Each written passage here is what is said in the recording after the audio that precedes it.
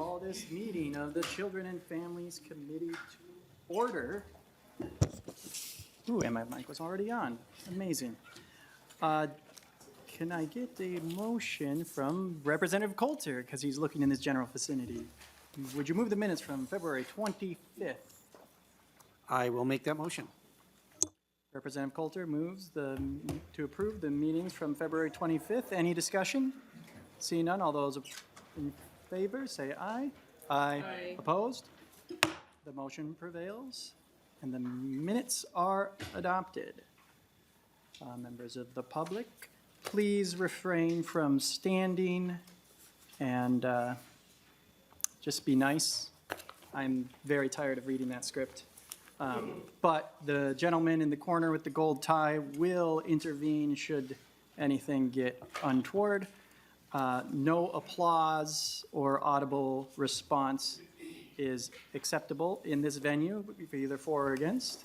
So please sit quietly, and you can testify on any bill you would like. So when we ask for members of the public would like to testify, feel free. You do not need to sign up in advance, assuming we have the time. So, well, actually, I didn't even look. It's Representative, oh, there it is. Sorry. I didn't even check if Representative Hudson was here. All right. First on the agenda, we have House File 3542 from Representative Hudson. I will move House File 3542 before the committee. Do you care if we adopt the D1 and then talk about your memory? All right, and we have an author's amendment in the DE1 to address some concerns that have been brought up as this has moved through the process. Representative Hudson, would you like to speak to your amendment? Well, I'll move the DE1 amendment. Thank you, Mr. Chair, and thank you, members of the Children and Families Committee. It's good to be back. This was one of my first committees upon joining this body. So the bill before us today, 3542, the DE changes its structure, integrating feedback that we got both from the agencies and from our Democratic colleagues in the House Fraud Prevention and State Agency Oversight Committee. So first of all, the intention of the underlying bill. The intention of the bill is to provide the public, members of the legislature, members of the press, with access to knowledge of the existence of an investigation that's taking place against entities once the agency has determined that their payment should be reduced, suspended, or withheld.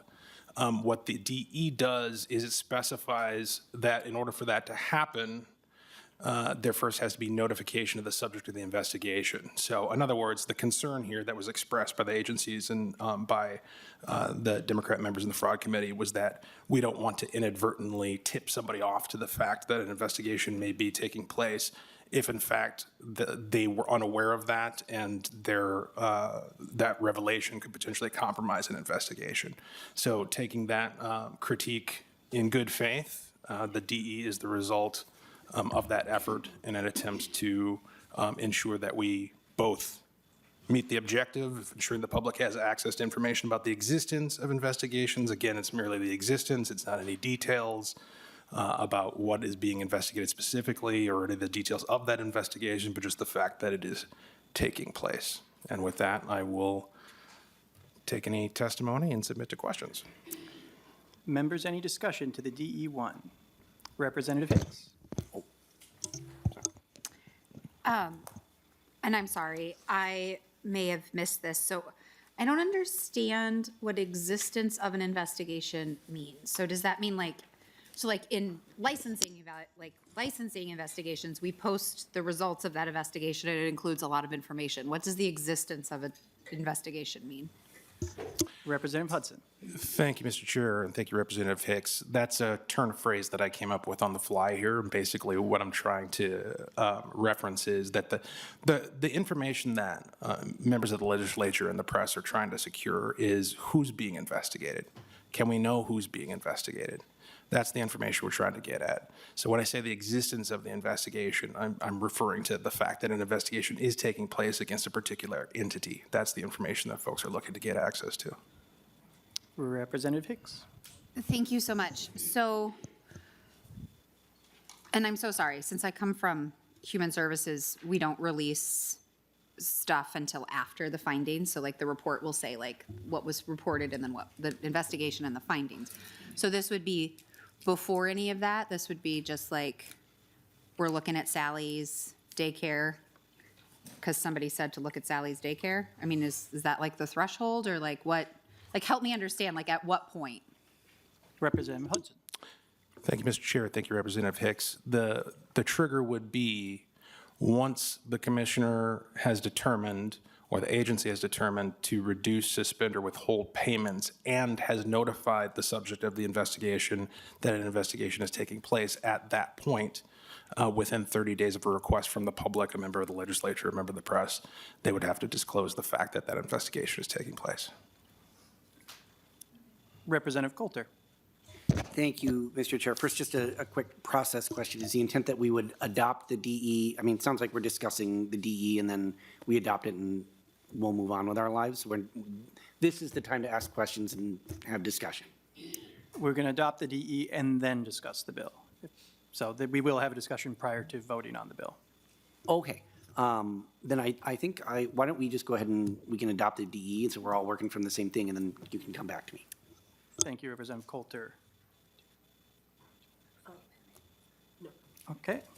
Well, I already moved the amendment, so all those in favor of the DE1 amendment, say aye. Aye. Opposed? The motion prevails. The DE1 amendment is adopted. Now we have another amendment. Chair Katiz-Wattoon. Thank you, Mr. Chair, and Representative Hudson. With the DE amendment that we just approved, the language of my amendment is sort of null and void. I just wanted to just speak to a little bit of the direction that we're trying to go, and we brought in some Inspector General language so that it wasn't an issue that was laying with the commissioner. It was something that then the Inspector General would have the ultimate decision to kind of say, yes, this could cause issue in the course of an investigation, or no, it would not. And so I think the idea was that, where the commissioner may not be as close to the details of the investigation, then the Inspector General could come in. So the idea behind the A3 still is important, and that can be a part of the rest of the discussion today. So I will withdraw this, but I know that you did have conversation in the Fraud Prevention Committee with Chair Pinto, and this language kind of came out of that initial discussion. So I appreciate you working on the language going forward and kind of moving through the process, as it were. So I'm happy to have this discussion here today, and I'll withdraw the A3. Chair Katiz-Wattoon withdraws the A3 amendment. Are there any members of the public who wishes to speak on this bill?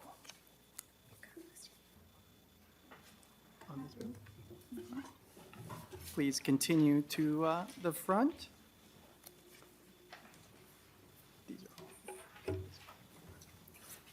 First time here, where do I sit? Next to you? Okay. Oh. Please introduce yourself for the record and proceed with your testimony. Hi, I'm Maria Snyder. I am a childcare provider in St. Paul. I run a family business. My mom opened my center in 1998. And I am testifying in opposition to this bill. When Minnesota politicians colluded with a YouTuber to target Somali childcare providers and childcare assistants this year, programs immediately, children, teachers, and families were threatened. I'm going to tell you a couple examples of how my safety was threatened, and I don't have, as far as I know, any pending investigations. One afternoon, a truck of 4 people circled our building slowly. One person got out and defecated in front of the building. While I was on the phone making that police report, somebody else was circling the building in an SUV, yelling out, "Is this one of those fake daycares? I don't see any kids here." In January and February, ICE activity nearby forced us to go into lockdown multiple times a week. I received a threatening letter for standing up for childcare assistance to my home address. So I would like for you all to imagine how I feel reading a bill like this that essentially would dox childcare providers before an investigation is complete, before there are any official findings. The names of federal agents who have publicly committed abuse on camera are protected. The names of perpetrators in the Epstein files are protected, and yet this bill proposes to expose childcare providers based on unproven childcare assistance allegations. During the month of our most recent CCAP audit, I'm still unclear if a CCAP audit and investigation are the same. I don't know where that threshold lies. We've participated in many audits. That's part of being part of the Child Care Assistance Program. That's fine. They can come, please ask for our records. We're happy to give them to them. I received an overpayment. The month that they looked at, a family member of mine was in the hospital and I was caring for them. I don't have a billing department, so I was doing billing that month from literally the hospital room. The investigator during that audit found a 5% error rate, so 95% of our records were accurate. I thought that was pretty good. That's like getting an A in school, right? I was fined for errors that were even in child care assistance is favor. So like where I actually billed for less, but then they charge the max daily rate for any error that you make. So parents sometimes forget to sign in. An absent day might be switched for the wrong Tuesday on a billing form. These are paperwork errors. They're not criminal activities. I did a little Google search and I found Please wrap that. up your testimony. We're just trying to keep it to 2 minutes, but you can wrap up. Okay, sorry, I didn't know. Is there a timer? I'm supposed to be I meant to say the timer. We do Okay, have a if it's timer. okay with you, I'll just finish up my last couple sentences here. I did a quick Google search, and I found that auditors at OIG make about $33 to $48 an hour with full benefits, and the average childcare teacher in Minnesota earns less than $20 an hour for no benefits. Our industry is underfunded, understaffed, overregulated, and yet we're using our precious time in this committee to talk about another bill that targets us, exposes us to more harm, and makes us less safe. Please stop criminalizing childcare providers. The vast majority of us are really trying to do our best every day. We're caring for children during the most critical years of their development, and we deserve your support and not your suspicion. Thank you for hearing me out on this. Thank you for testifying today. I'm very sorry that you had to endure that. Oh, my God. Yeah, I neglected to say, so I apologize. Two-minute testimony, please, for future testifiers. Mary? Next on the list is Mary Solheim.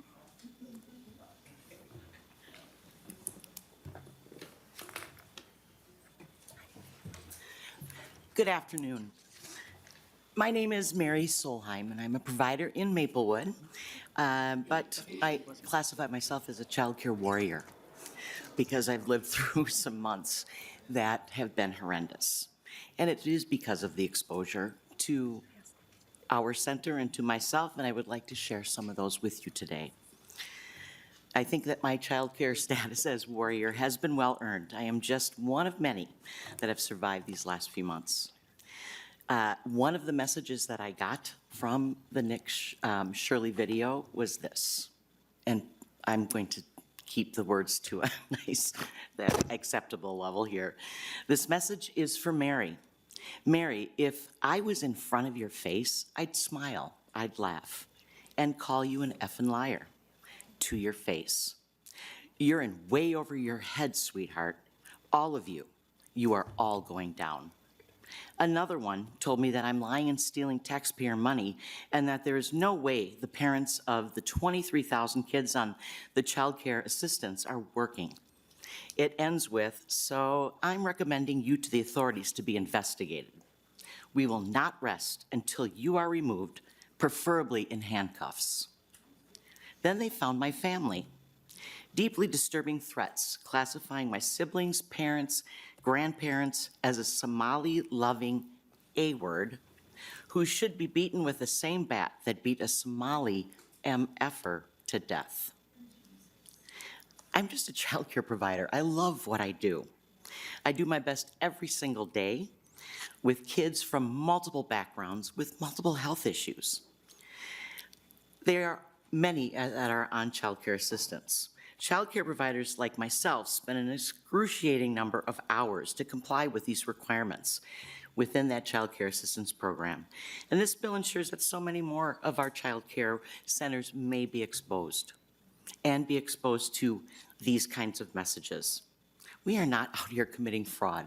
We don't have time, really, to do that. I don't know what that would look like.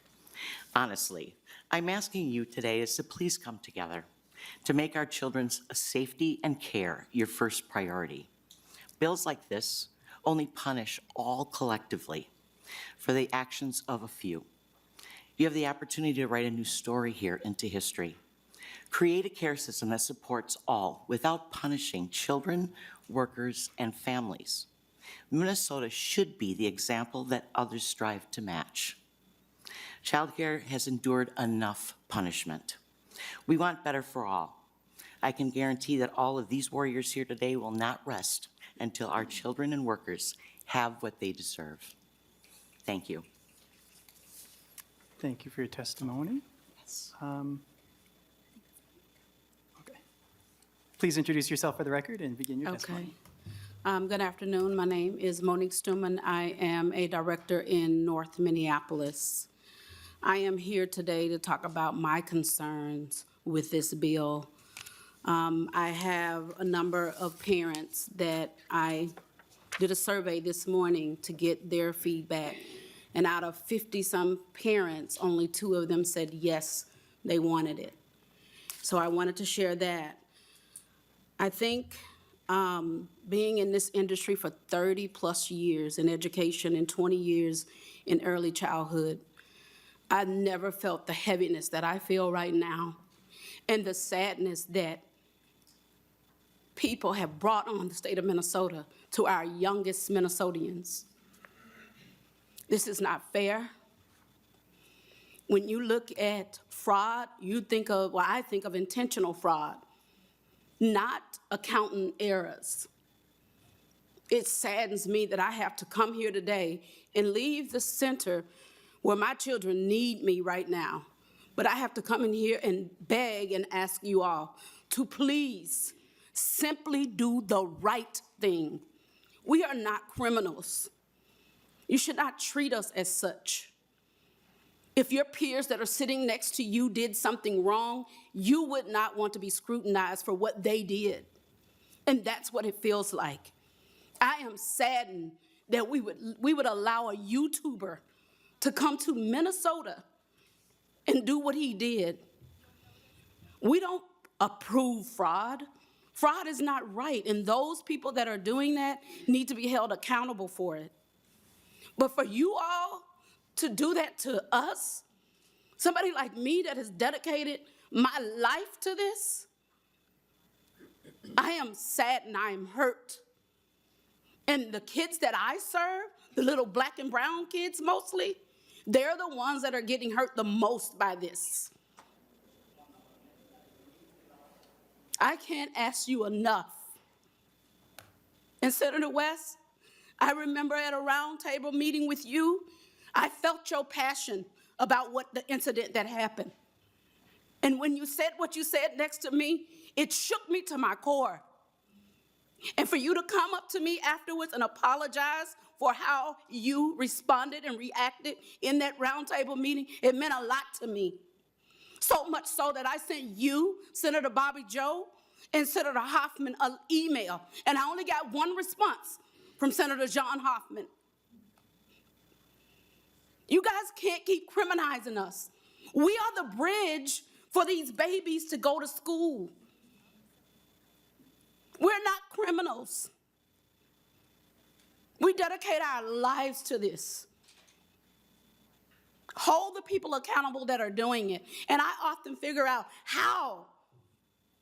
I get a letter from the state, 3 months, they can come in at any given time. And you tell me this wasn't found?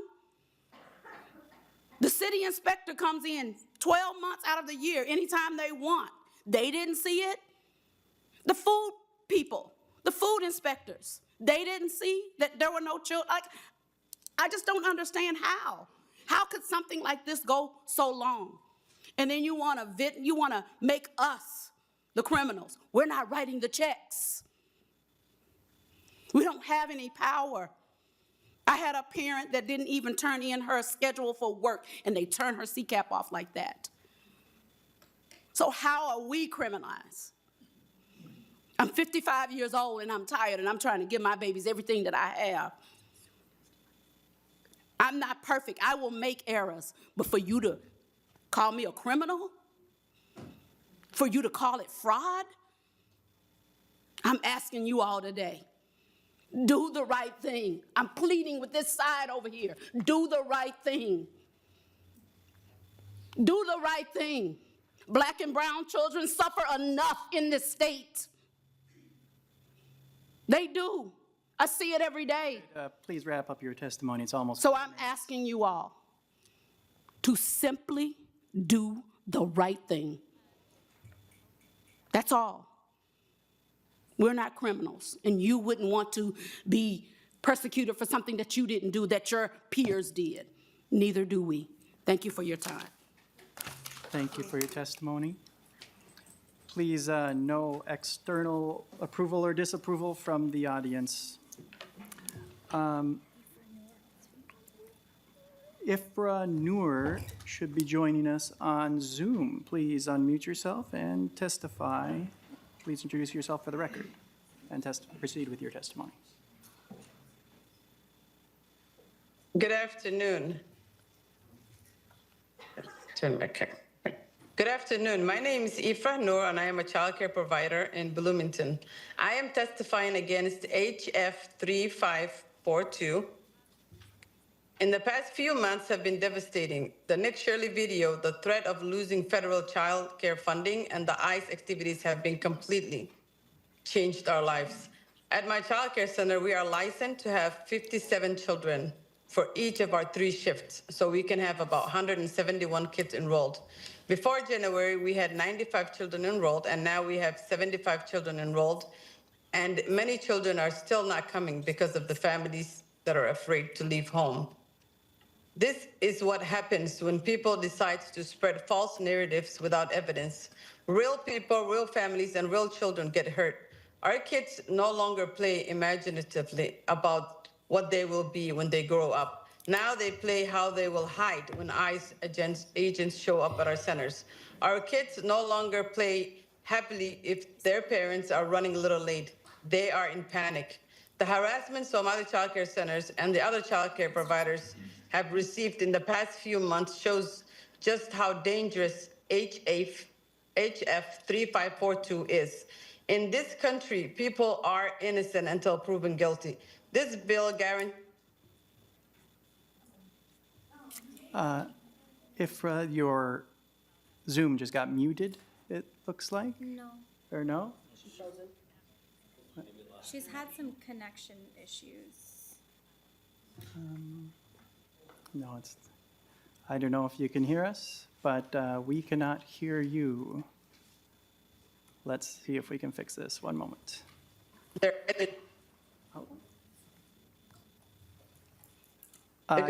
Oh, we're starting to hear you come in and out. Oh, I'm sorry. There we go. So about Can you 15 hear me now? seconds Okay. ago, you All broke right. up, but we hear you now. Sorry, so there's 14 centers that recently had their CCAP cut off this year because the attendance records show the same person signed in many of their school-age kids as they arrive to the centers. These kids are mostly dropped off by school buses or are dropped off by child care center staff. Their parents cannot leave to work to sign them in. This bill will only lead to more unfair treatment and closing of child care programs that are doing everything they can to meet the needs of these families in this state. I urge you to vote no on this bill and instead focus on legislation that seeks to address issues in partnership with providers rather than create chaos for those programs that serve low-income families who are disproportionately people of color. Thank you for your time. Thank you for your testimony. Are there any other members of the public? That completes our list. Are there any other members of the public who would like to testify on this bill? Oh. Please introduce yourself for the record and proceed with your testimony. Good afternoon. I'm Claire Sanford, and I am on the board of the Minnesota Child Care Association. And I just want to add to the things you've heard from other providers who are much closer to the operations than I am, and just add that over the last 2 months, providers have received, I have spoken with so many death threats, threats via social media, threats on their voicemail, threats emailed to them, threats sent to their homes, people showing up at their programs and doing threatening and sometimes disgusting things, as you heard about. And it has had a real chilling effect on providers willing to speak about it. I have talked to many providers over the last few months who I go to with an opportunity to speak to the media, and these are providers who willingly do that all the time, and they say, I can't anymore. I'm too afraid of the exposure that me being in the press would bring upon my program. Sometimes they tell me my parents are revolting that I spoke to the press or that I testified at the legislature because they feel like by doing that, I'm putting a target on their children's back and our program's back. So I just want people to be aware that there are so many more who are experiencing things and have been frightened into not testifying here or speaking to the media, and those of us here today are speaking on behalf of them as well. So I as MCCA am in opposition to this bill because I think it moves us further from innocent until proven guilty. And we've seen all of these threats in situations where there has been no actual investigation. People just had ideas in their heads and went to go threaten people. So it seems that it would be even more dangerous to disclose investigations that may not result in any criminal activity. They're still investigations, and give people even more juice to threaten and harass people. Thank you.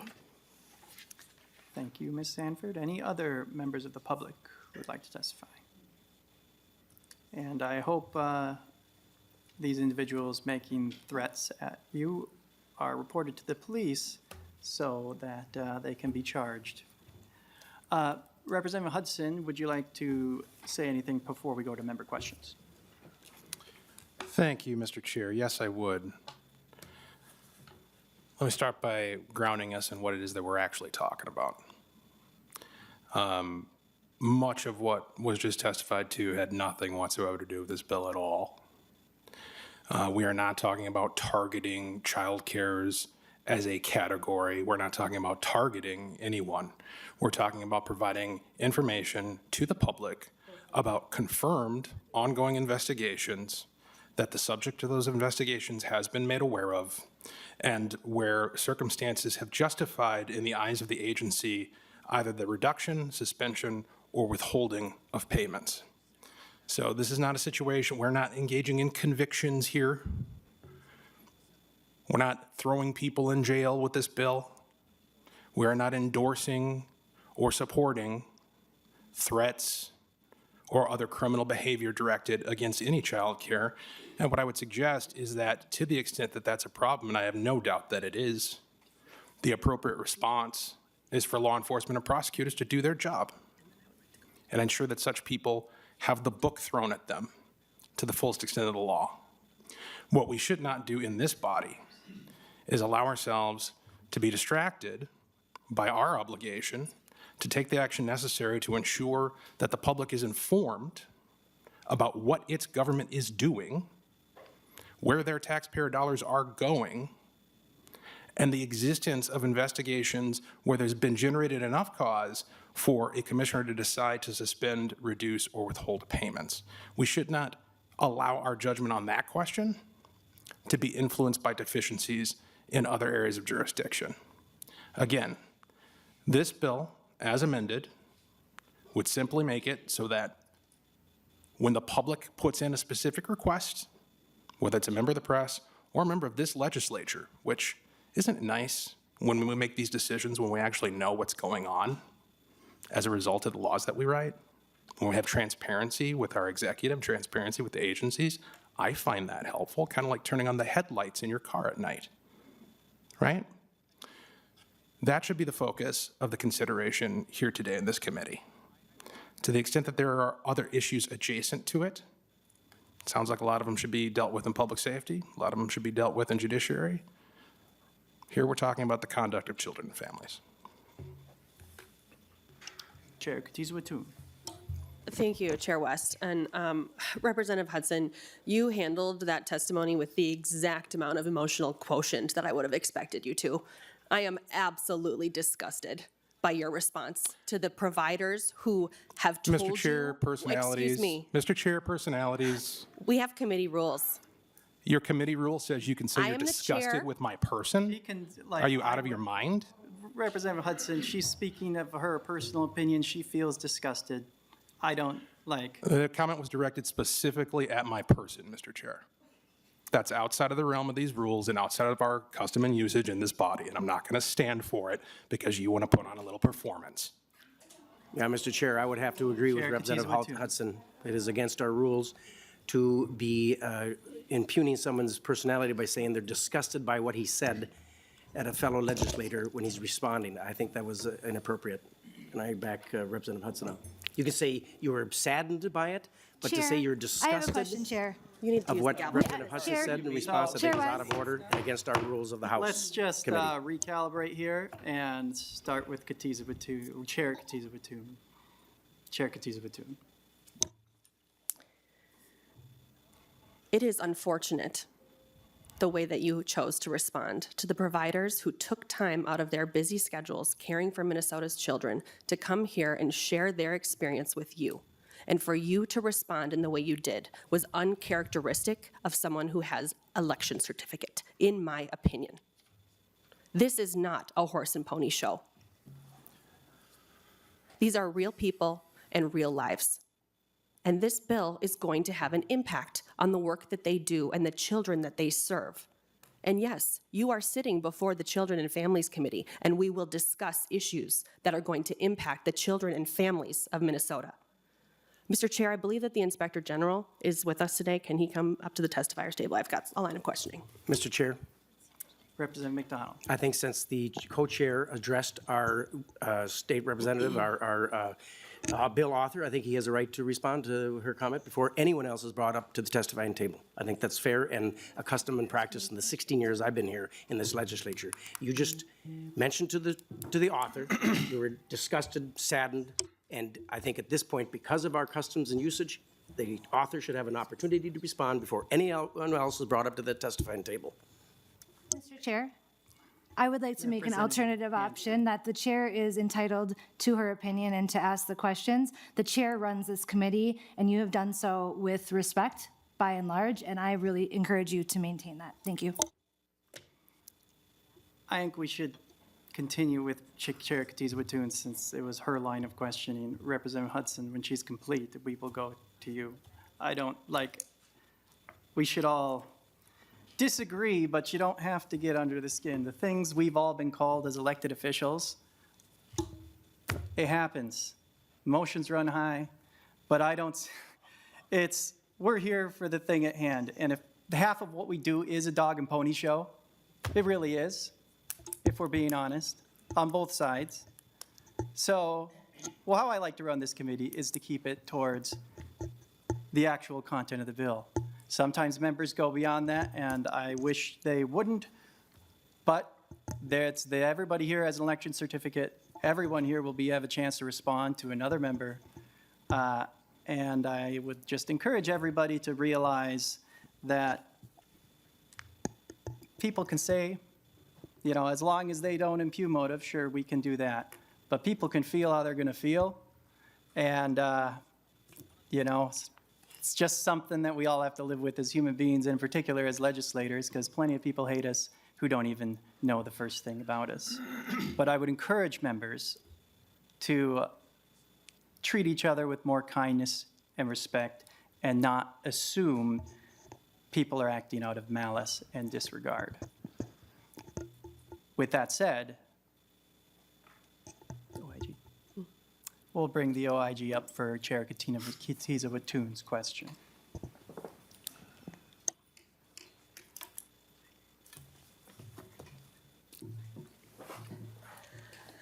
Inspector General Keys, thank you for joining us again today. I'm just hoping that you can give us a little bit of clarity on, again, the investigatory process. So when one of the providers was up speaking to admin or clerical error that may be flagged throughout the process to ensure that, you know, again, a simple mistype or maybe something was flagged under a child's name or a day that the child wasn't there and it was just a simple mistake versus intentional fraud. How are you or one of your investigators able to maybe subdivide those type of issues that come before you and to make a determination on whether or not a provider may be intentionally defrauding the program or if they've made a simple clerical error? Mr. Keys. Chair, members. So part of it, we look at the evidence we gather. We look at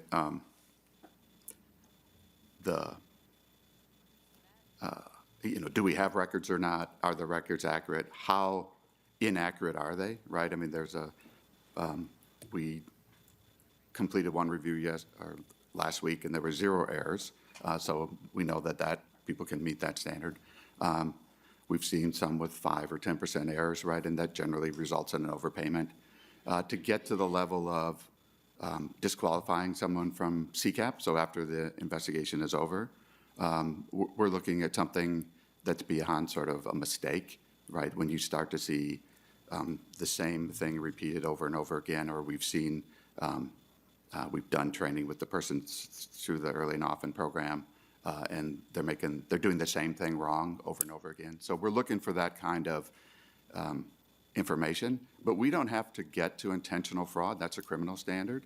We're doing administrative investigations, and so it's something less than that, but it's enough of a financial misconduct is how the statute describes the investigations we do. It's enough of a problem where they shouldn't be allowed to continue to receive public funds. Chair Katiz-Batou. Thank you, Mr. Chair, and thank you for that. That's really helpful. I know at a certain point in time, you pull in partners from the Bureau of Criminal Apprehension, and they kind of take on any ongoing criminal investigations. What I'm curious of, in the language of Representative Hudson's DE, they're in line, no, that's not the D, sorry. There's the D. In line 2.13, it says it must be disclosed within 30 days of a request if the commissioner has reduced, suspended, or withheld payments and notified the subject of the investigation. First, I want to express my gratitude to Representative Hudson for including the notification of the subject, because I feel that would have potentially impeded your investigation going forward. But can you give us a little bit more information on the timeline that yourself or your staff is working on when they are doing some of that administrative investigation? So if if the commissioner has chosen to reduce, suspend, or withhold payments, that there's probably a runway up to that. It's not like we get the attendance notification where, again, maybe a name is wrong here or something, something little like that. I just want to make sure that the request would not be too soon for you to determine whether or not somebody just made a typo on their report, and so then their information is being released to the public, and then 5 days after that, you give them the rubber stamp of approval, and they're cleared from that investigation. Does that make sense? Mr. Keys. Chair, members, looking at this bill, a couple things. This doesn't help me in any way. So let's be clear, this is not going to help my work. We saw during the period of time where the videos were released that you've heard people talk about and centers were identified in the video, there were vigilante self-help investigators that showed up, actually interfered with some of our ongoing investigations. And so that's one of our concerns is as this information becomes public, there's a potential for people to self-help, and that interferes with our work. The action to limit, to take action to stop payment during the investigation, it's a statutory authority. It's based on a credible allegation of fraud. That is a lower standard than what it takes to disqualify someone after we've done our investigation. We sometimes make that decision very early based on the initial records that we collect, where we think there's enough there to stop payment. We're concerned enough to stop payment while we do our investigation, but we still have to do the investigation and determine whether or not there is sufficient evidence to disqualify them. If we don't disqualify them, we have to turn the payments back on. So there are, I think our concern is, one, that people will go out and interfere with sort of the work that we're doing, whether they're doing it intentionally or not, just as you heard about people driving around and causing trouble. And then because it's a lower threshold, we're really labeling people publicly as being subject to an investigation. People can make assumptions about what that is from that point. And it's not fair to the providers in some ways. They know, but I don't know that we need to brand them publicly before we've completed the investigation and determined what's happened. And just to sort of round out, I also got threatening letters at the same time, so they didn't just target the providers, they also targeted state staff who were investigating the providers. Chair Katiz-Watoon. Thank you, Mr. Chair. That's really helpful. I guess one thing that we may want to consider as this bill moves forward, Representative Hudson, is some sort of like buffer time frame. I'm not sure exactly how that would work, but in partnership with the Inspector General, we could maybe work something out so that, I mean, I think that, I know we talk a lot about unintended consequences in this body, and I think, you know, if we were able to work together, set emotions aside, work together and make some small changes in this language to prevent some of the providers from being attacked or, you know, provoked or harassed in the ways that they told us they have been, I think that we would all want to do that. So it would be my hope that, you know, we could potentially find some change in the language going forward that could prevent people's information from being released if the investigation is then going to just say wrongdoing has not been found here, basically. So, Inspector General, I appreciate your thoughts on that. And no. Apparently, my daughter has a fever and needs to be picked up from daycare right now. How on topic. Representative Hudson. Thank you, Chair West and Chair Katiz-Watoon. I most certainly appreciate the focus on policy. That's what we're here to do, and I'm glad we've returned to policy. I have no problem working with the Inspector General or any of the agencies on trying to come up with a language that actually affects the goal that we're trying to achieve here, which is public transparency regarding the relationships between these entities and the state that is funded by their tax dollars. The concerns about people being targeted and people being harassed, again, I hold to be a parallel concern that needs to be addressed through strong, robust law enforcement and prosecution of those sorts of actions. I am resistant to the idea that our policy here, in terms of how transparent we are with our voters and our taxpayers, should be unduly influenced by the failure of those systems to provide that law enforcement and that prosecution. And if there's legislation we need to change in that regard, again, we have jurisdictions of committee or committees of jurisdiction to take care of that. But by all means, if there is a solution to this problem that makes more sense than the current DE, happy to address it. Representative Coulter.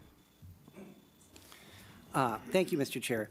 So a few, just a few thoughts, and I do have one question for the author. But, you know, as I was sitting here listening to Mr. Keys, I was sort of reminded why we don't handle criminal investigations this way. We don't publicly release names of people who are under investigation in advance. Now, part of that is, you know, the reason that we have spoken to, that it may compromise the investigation, but part of it is to avoid the potential blowback, the potential issues that we have heard from folks, and that Chair Katiz-Watoon, and I heard last night from providers. And I think one of the things that we as lawmakers have to consider as we are making laws is not just sort of what's on the written page, but how this plays out in the real world and the practical effect of doing this to the providers and the families who depend on them and the people who depend on families who depend on childcare, which it turns out is every single one of us. And I think, so when you say that's a parallel concern, I don't agree with that. I just don't. And I mean, I think when we balance that against sort of what this does for the investigatory process, you know, I wrote down something that Mr. Keys just said right now. He said, this doesn't help me. This doesn't help me do my job. That's what he was saying there. And so sort of on both sides of this, the practical effect of what this might mean for providers and families, in addition to the fact that our own Inspector General is saying this will not help him do his job, it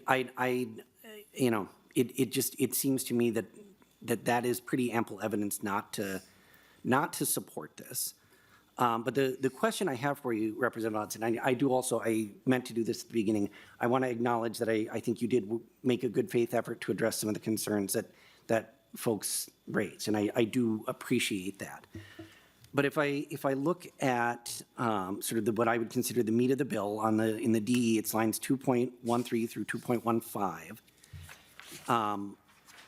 It's sort of an either-or piece here, right? So it says, notwithstanding the existence of an investigation, and then it's basically either paragraph 1 or paragraph 2.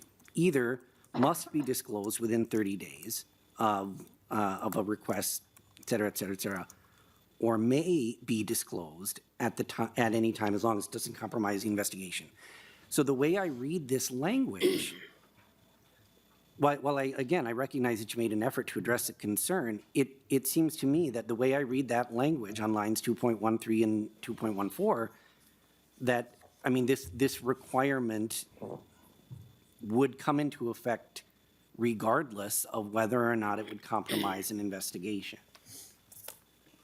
And so, I am all for transparency, but if the purpose is conducting an investigation and this information would become public regardless, how does that serve the public interest?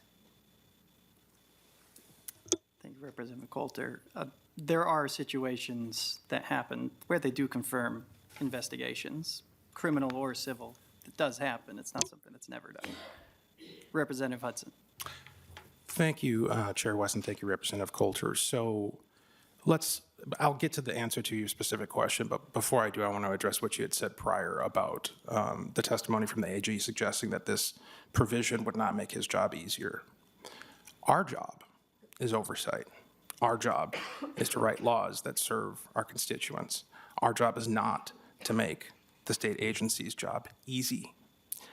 I think there are many who would agree with the general assessment that this body has made the state agency's job way too easy, way too loosey-goosey, which is part of the motivation for bringing a provision like this to the table.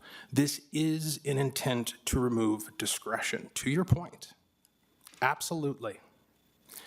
The language that you cited, the either or, the information shall be disclosed within 30 days. The or is unless the Inspector General, I believe the language is, determines that doing so earlier would not compromise an investigation. So the notion there is that they have that discretion. They can certainly decide that disclosing to the public upon request, we're not talking about a general announcement, we're not going to take out a billboard, but disclosing to a particular requester of the information, the fact that this investigation is taking place should happen under these circumstances within 30 days. Now, one of the arguments we heard in the House Fraud Prevention Committee was that we're concerned about the destruction of evidence in an investigation, right? That somebody's going to delete their emails, destroy their computers, shred their files, whatever the case may be. Well, under the current language of this DE, the subject of the investigation has to have been notified that they are, in fact, under investigation. So if they were going to do that, they would have already had 30 days to do it.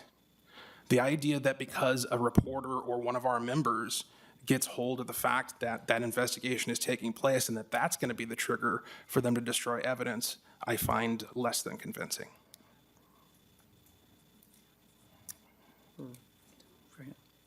Representative Coulter. Just, I guess I will just note to that point, it does specify that the information must be disclosed. It does not specify to whom that information must be disclosed. So I think, to your point, if that is the intent of the bill, it might be worthy of limiting that a bit. Thank you. Representative Hudson. Thank you, Chair West. Sure. I think it's implicit that upon request means the information be disclosed to the person requesting it, but if we want to specify that further in language, happy to do so. Representative McDonald. Mr. Chair, some of my questions were kind of answered in the last 10 or 15 minutes in that high emotion range. I do want to acknowledge, I think the Chair West, I appreciated what you said, kind of brought it down to bringing our emotions down.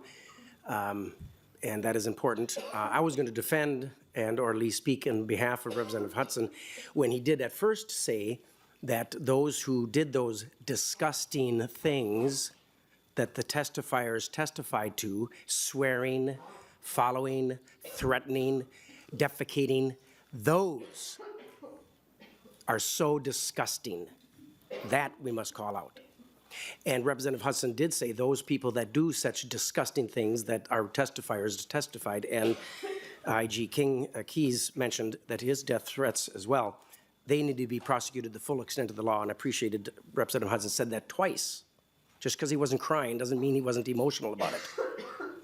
Representative Coulter, do you remember a couple of years ago in Labor and Industry, the Democrats passed a bill and put into law that any violations in the workforce by businesses must be posted right away. Do you remember that? Yeah. Any violations, not even a 30-day, posted through the Minnesota Department of Labor and Industry. Private businesses, without investigations. This is investigated with 30 days. You voted for and passed bills that would, any violations within the business community, manufacturing or whatever, be posted immediately with no investigations. Do you see the hypocrisy in that, Representative Coulter?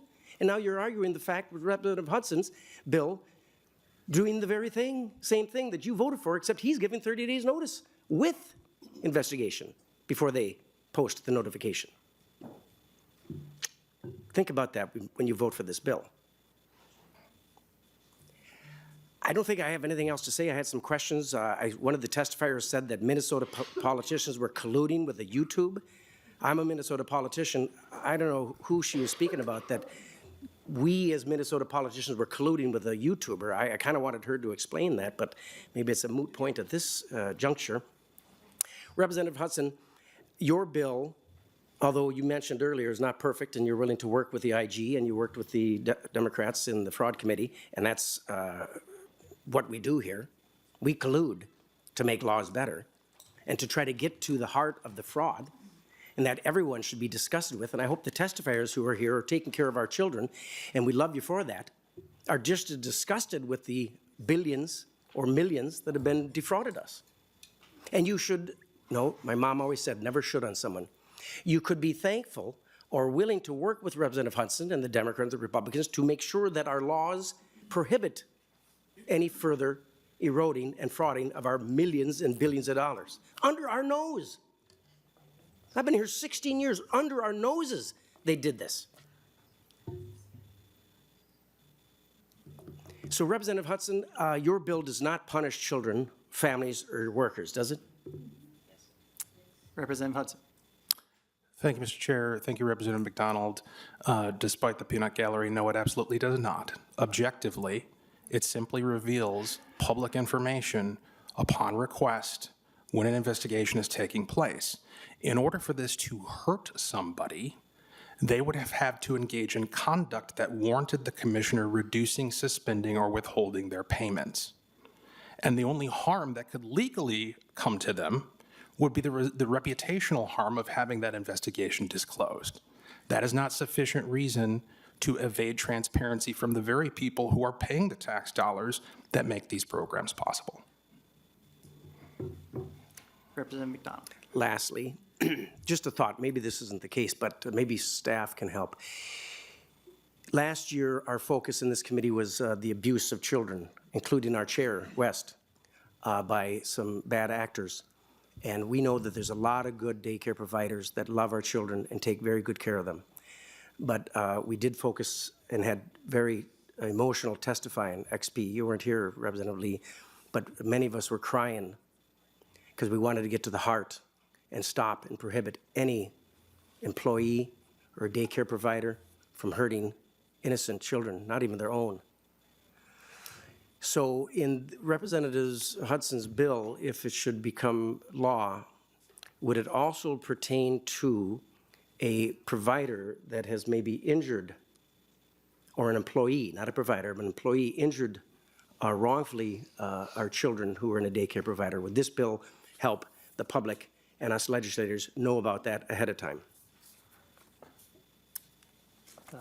Ms. Sunderman. Mr. Chair and members, no, this bill is limited to investigations of possible overpayments of public funds or the reduction or withholding of payments in this bill. Representative McDonald. Thank you. Well, that's something to work on, Representative Hudson. Maybe we can have an amendment to add to it any harm or violation to our children in addition to fraud. Matter of fact, that's worse than fraud, isn't it? The harming of our children. But we dealt with that last year. We're trying to deal with fraud this year, and we'll continue to work on it. I appreciate your work, Representative Hudson. I'm glad that we are acknowledging some deficiencies in the bill and fixing it, like with your D1 amendment, and working with our IG Keys to make the bill better. That's all I have to say for now, Mr. Chair. We do have another bill to get to and quite a few people on the list, so please keep your remarks somewhat brief. Representative Sensor-Mura. Thank you, Mr. Chair. Thank you, Representative Hudson, for bringing this bill. Did your caucus, the House GOP, provide Nick Shirley with a list of childcare centers? Representative Hudson. Thank you, Mr. Chair. Thank you, Representative Sensor-Mura. Granting you the courtesy of acknowledging that that question has nothing whatsoever to do with the bill before us, the answer is, to my knowledge, absolutely not. Representative Sensor-Mura. Thank you. I just, I thought I would ask the question that I think Representative McDonald was getting at, that I think is underlying this whole conversation. And I don't know, right? I have no idea if they did or not. I thought I heard at one point that someone from your caucus was saying that they had provided that information, that there was some connection between someone, a staff member in your caucus, and Nick Shirley. I don't know the truth of that, but I do know what came after that, right? Which was stories that we heard about today, people in my community being terrorized, parents telling me that BCA was coming into their childcare centers with asking, why are people with guns coming into our childcare centers? A reign of terror and retribution from literally, reign of retribution, I think was the words that our president used. Feeling like a war was started on my community from a right-wing YouTuber 23-year-old video that had some connection to the House GOP. So that is the context in which I'm hearing this bill. I'm trying to accept a good faith argument that we do care about fraud. Fraud is disgusting. Taking money from kids and families is disgusting. Maltreatment is disgusting. Those, to me, as I understand it, with our current system, are two separate systems for looking at that and two separate things. I think one of the things that I have been confused about looking into some of the centers that were detailed in Nick Shirley's fake investigations, right? But then I actually looked, right, and I saw that many of them had many different violations, right? And so if I look at that, I say, that sounds really concerning. Like if I'm a parent and I'm going to the, page and I see that this center has 10 violations, that sounds really concerning to me. I think we could have a conversation about whether that is a program where we want to invest CCAP dollars in. But actually, to me, when I read the violations, I thought, this doesn't seem like fraud. Because to have this kind of violation, it meant that someone went in, there was a bunch of kids there, they saw that something was happening that probably wasn't great for kids, and they documented it, and that's a violation, potentially, right? But to me, that is different than fraud. And so I am still confused about what the point of this is. Are we trying to make sure that our public dollars are going to high-quality programs? Are we trying to let right-wing YouTubers get the information of childcare centers so that they can then send vigilantes to come and terrorize our kids? Help me understand what is the benefit of this bill? Representative Hudson. Thank you, Chair West. Thank you, Representative Cincin-Romero, for that question. And frankly, for the opportunity to address, I guess we're talking about Nick Shirley today. I don't know how that became part of the subject matter, but here we go. So based upon my personal knowledge, public comments that have been made by Speaker Dameth and others, including David Hawk, who was the other gentleman in the video that we're talking about here, the Nick Shirley video, the best I can surmise, and this is my opinion, is that David Hawk had been working for months requesting information from people who he knows who work at the Capitol. Whether or not one or more of those people, or however many of them there were, worked for the House Republican Caucus, I think is immaterial because we have this thing called constituent services. Any one of us who gets a phone call with a request from the public for information that is of public note and public use and available to the public is generally going to have that request fulfilled. That's an appropriate role that we engage in with our constituents. It's my understanding that David Hawk took that material, gathered over much time, conducted what he describes as his own personal investigation. I have no opinion of or have made any study of the integrity of that investigation, the methodologies that he used. Well, one thing I can tell you is that the day that Nick Shirley came to town, it was during the interim, I believe it was December, we were having a meeting of the House Fraud Prevention Committee, and Nick Shirley was there. And none of us knew who he was. He came up to me afterwards, interviewed me. We had a really nice little conversation. Never put it out, that's fine. Then he turned and had his conversation with Representative Greenman, which he very much did put out, and we all saw that. And none of us knew who he was. I sat there and I asked him, what's your deal? Oh, I got a YouTube channel. Oh, I got an X account. Oh, okay, I'll look you up, see, you know. And like a week later, this all blew up. So the idea that there was some sort of coordinated conspiracy amongst House Republicans to bring Nick Shirley into town and to sick him on businesses, I can assure you that that type of move, and I'm looking at my members now, can you imagine the conversation in caucus if somebody were to raise that proposal? You know what we should do? We should bring a 23-year-old into town and just sick him on businesses and see what happens. How do you think that conversation would go? Wouldn't go very, I mean, if we had half that boldness, right? The things that we could do. So that there was no connection there other than what you could expect from typical constituent services. As to your question about the intent of the bill and the motivation behind the bill, is the desire to fuel 15 more Nick Shirleys coming to town doing the same thing? Absolutely not.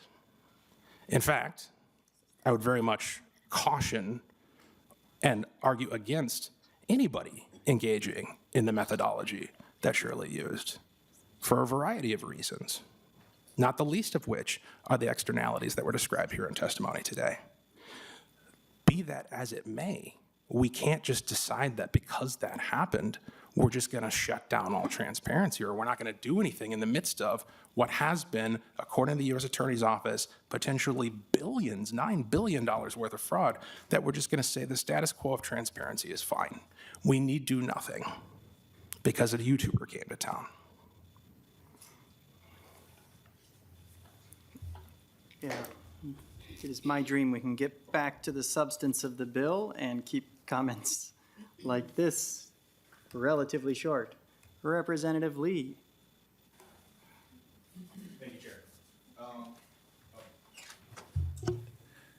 Thank you.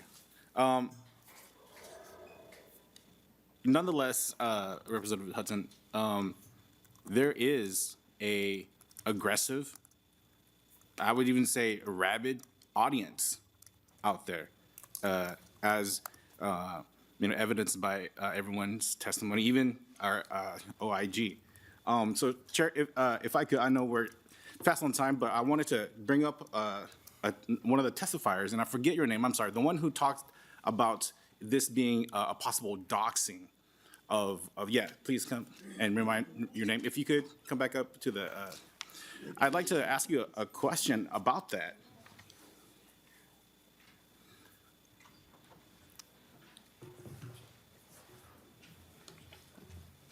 Go ahead and ask your question while she comes up, if you would, So Representative.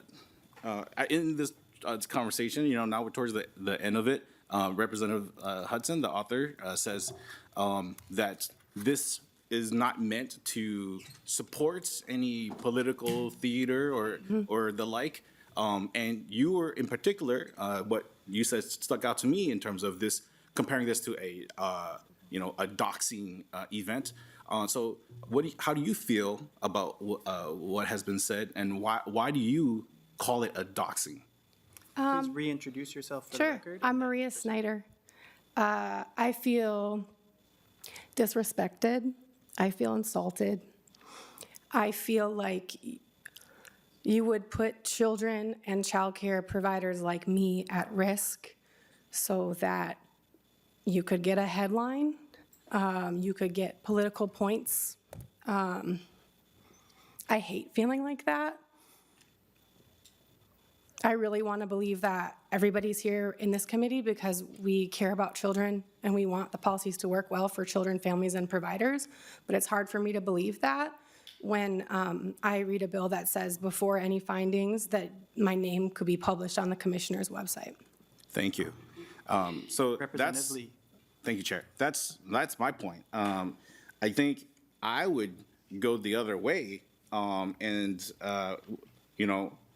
keep the original language and actually change it instead of must to shall not, and just keep everything, not allow for any information to be shared until there is the end of the investigation. And so I will not be supporting this. Thank you. Thank you. Representative Hanson. Thank you, Chair. Representative Hudson, I just want to ask, just to put on the record, why not? Can you tell me a little bit about how you approach stakeholders to really get on the same page with them about your proposal and understanding the ways that it impacted them, stakeholders including the department, the OIG, some of the folks who spoke here today? Can you just help me understand how you got to that process, or if you at all worked with them? Representative Hudson. Thank you, Chair West, and thank you, Representative Hanson. This process has taken place entirely out in the open in committees like this committee and the House Fraud Committee. Those discussions took place, again, with agency representatives and with members of your own caucus addressing their concerns. I have to say, I never could have anticipated the level of pushback to such a simple act of transparency. Again, the characterization of this as putting somebody's name on a website, that's not what this bill does. This bill would enable, would require the agency to respond to a specific request for a specific piece of information under very, very specific circumstances.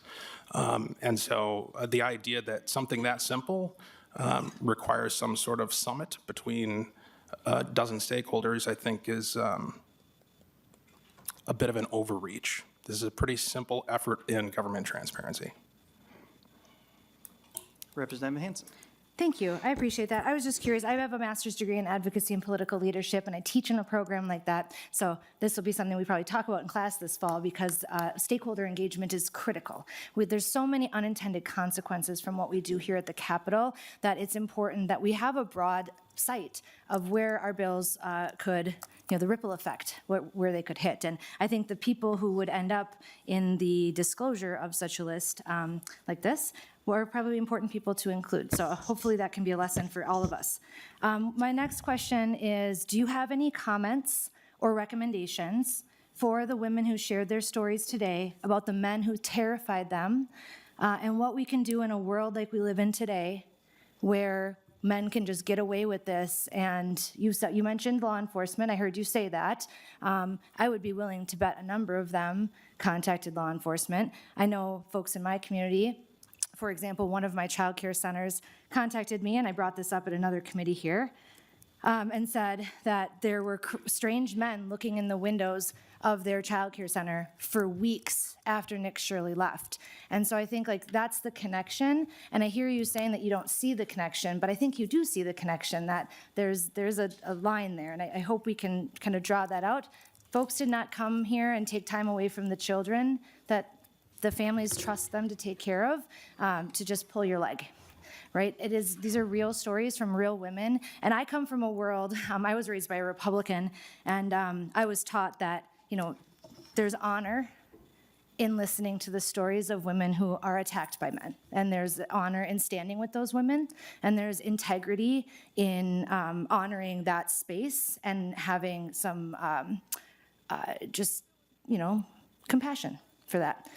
I wanted to highlight that and give you a chance to say, do you have anything to share or recommendations for women who are experiencing violence against them, like what we experienced and what we heard about today? Representative Hudson. Thank you, Mr. Chair.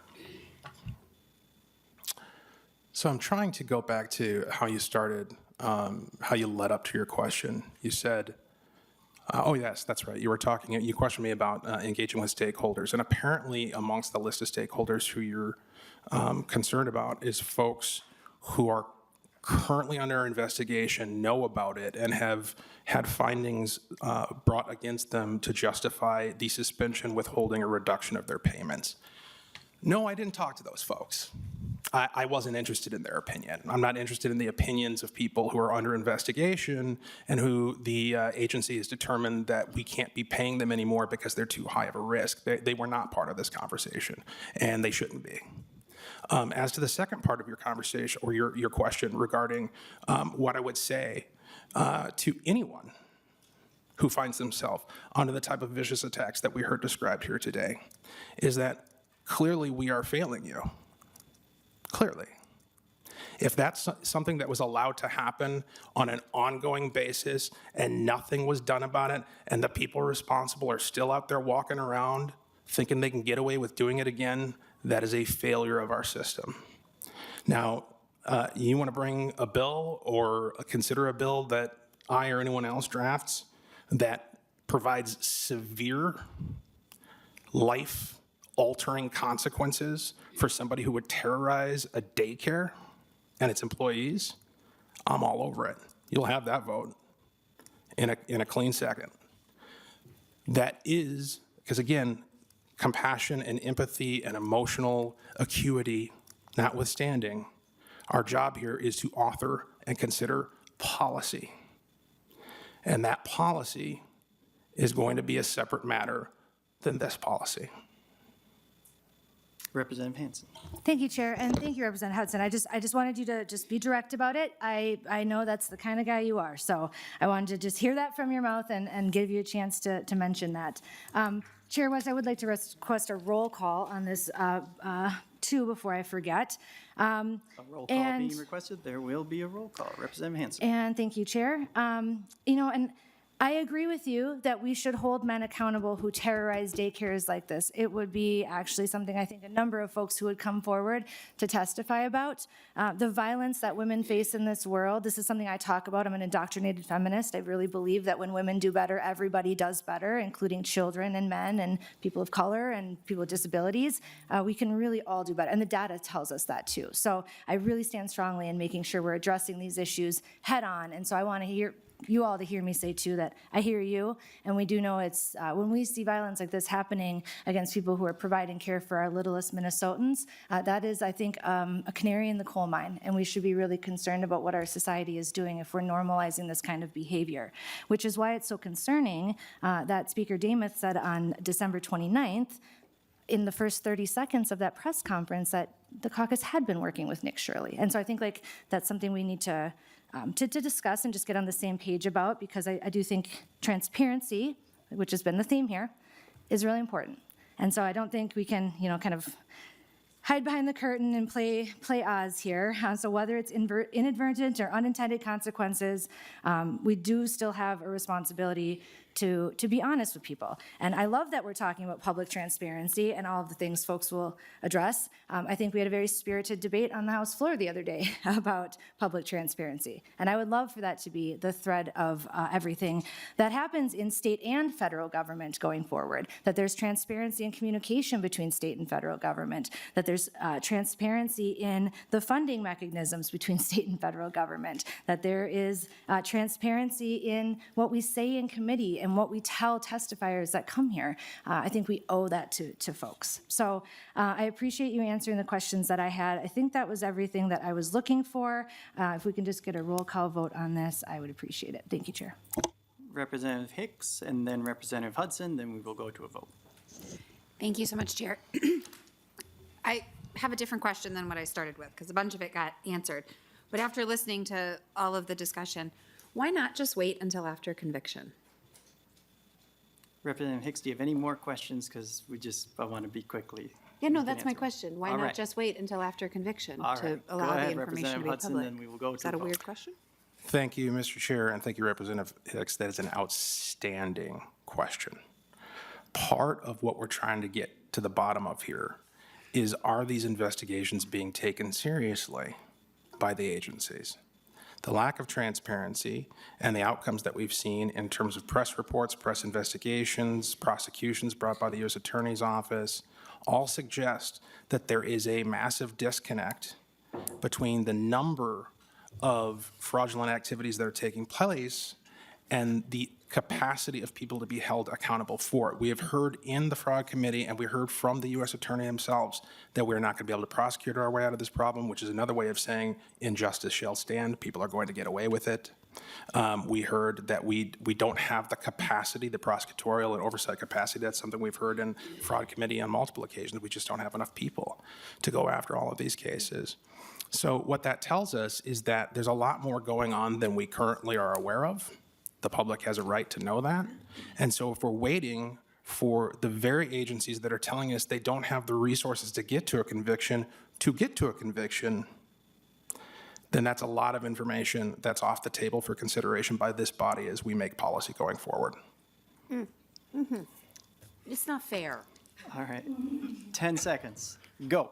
Okay, One. so I hear that, but also, like, if they're suspending, terminating, or ending payments, then they are investigating and are doing something. So, like, in the same breath, the language in here says they're doing something, so we should make it available, but they're doing something, so we shouldn't wait to see if they're actually convicted and that we actually find that they were wrong. We should just tell everybody before we get to that point. Like, I don't get it. It doesn't, like, I'm not trying to be difficult. I genuinely do not understand how that makes any sense, because to me, if I say, you know what, Walter, I think you messed this up, I'm going to stop paying you for a minute while we figure it out, and then we get to figure it out and you didn't screw it up, then I don't know why we would talk about it until we get to the end. Like, it feels like we're in the middle of the novel and we're making a decision about who to tell about the middle of the story before we get to the end. I don't like it, because I think we should let the process work itself out. Okay. So. I was very indulgent there. Representative Hudson, do you want to say anything before vote? Representative Hudson. Very, very quickly, Mr. Chair, I Thank you. appreciate your indulgence. So, listen, we've played this movie before earlier today when you were presenting a bill and I didn't understand where you were coming from at all. So I get it. Sometimes there's a lack of connection in terms of what's going on inside of each other's heads. But the fact of the matter is, I think what this comes down to is an issue of disparity and trust. I think your side trusts the administration quite a bit, and our side most definitely does not. And that's really, when you start from those different premises, you're going to come up with different ideal policy solutions. So. With that, I'll renew my motion to re-refer House File 3542 as amended to the Committee on Human Services. There being a roll call, the clerk will take the roll. The chair votes aye, but West votes aye. Okay, Chair West, aye. Katiza Batoon? No. Vice Chair Hansen? No, not until stakeholders are engaged, thanks. Vice Chair Nelson? Aye. Rep. Aldendorf? Oops, aye. Rep. Coulter? No. Rep. Hicks? No. Rep Lee, No. Rep McDonald, Aye. Rep Nadeau. Rep Olson, Yep. Rep Perez Vega, No. Rep Sensamura, No. Rep Zeleznikar.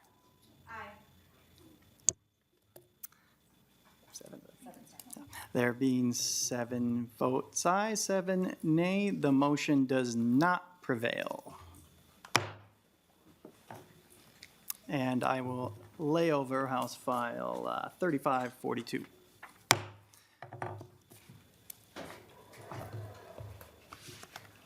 Now we move on to the best bill ever, I will move House File 3819 to be re-referred to the Committee on Judiciary.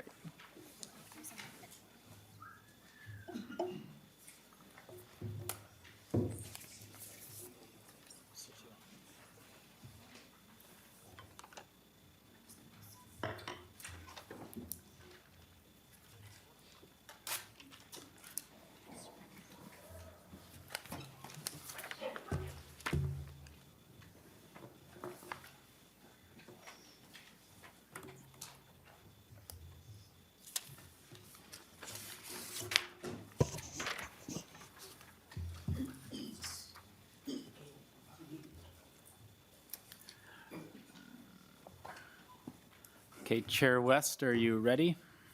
I'm ready for action. Okay. The House File 3819 will be re-referred to the Judiciary Committee. You have an author's amendment. Yes, Mr. Chair, I'd like to move the A1 amendment. Okay, to the A1 amendment, if you'd like to go ahead and describe it, please. The A1 amendment incorporates some feedback we got from the Department of Children, Youth, and Families. So it makes some minor changes to accommodate input they had. And I would appreciate if members would amend the bill. Okay. Go to questions first, or move the amendment? So all those in favor say aye. Those opposed? Aye. Okay, all opposed? The motion prevails. Sorry, I'm out of practice here. And the amendment is adopted. So, Chair West, to your bill as amended. Thank you, Mr. Chair. So House File 3819 is a bill to address what we've been hearing a lot about in recent days related to the integrity of state government programs. Now, we spent a lot of time in this committee asking questions of the department, talking with experts and stakeholders, and trying to get to the bottom of how can we ensure that state programs are used for the intended purpose and not exploited by those who do not truly need any assistance. And one thing we've seen, state programs aren't doing so hot. Even in a report that was 90% redacted, we see an estimate $1 billion worth of fraud. It has been a very, very, it's not a good look for Minnesota and our government, which we used to be known for good government. So with that in mind, we have to do something about this. I mean, the fraud epidemic has gotten so bad that it's no longer just Republicans pointing to the fraud. Now it seems, based on the actions of the governor, that we do have some bipartisan movement and bipartisan concern about addressing the integrity of state programs. So what House File 3819 does is, number one, it has the department put out a report annually of disaggregated program data that shows what they have done related to fraud. That is one of the big concerns, one of the ways things get blown up and people really don't have any faith is if they feel that their government is not doing anything. And demonstrating what is being done on fraud would go a long way to restoring some faith in our government's ability to have integrity in their programs. The bill also clarifies that inspections must be in person and they must not give advance notice. Now, this is very important because one of the things we heard while talking to the Inspector General and others from the department is that there is a difference between a licensing visit and a program integrity visit. Now, there's a licensing visit every year, but the fraud reporting element of it is optional. And one concern is, well, how bad does it have to be for a licensing visit to actually fill out that optional paperwork? What we have seen does not inspire confidence. And that's one of the reasons why this has been a national news story. So, requiring inspectors to consult our new and improved electronic attendance tracking on their visits will help ensure that at the very least, they're checking the attendance, seeing it, if it jives from what's there. Because what we have heard is that it's optional and it likely needs to be pretty bad for an inspector to actually want to do something. Whereas I think Minnesotans expect government to be judicious about detecting fraud in their programs. The bill also establishes a deadline, another issue that came up. And believe it or not, when we ask the department questions in this committee, it does affect how we write our bills. We heard the rollout plan for electronic attendance, which is one of the few things that was done to address fraud in recent sessions. And it was said that, okay, we're going to roll it out partially, and then we're going to roll it out to almost everyone probably down the road, but we didn't get any specifics from the department. So this is expected to start in June. This bill, with the enactment date of January 2027, says, okay, you're going to roll it out January 1, 2027. You have 6 months to figure it out. And given how long it's taken and how much money we've appropriated, I feel confident that the department can meet that. This also requires centers that receive more than $500,000 of CCAP and or early learning scholarship money to have one additional licensing visit, well, to ensure they are meeting the standards that we have laid out.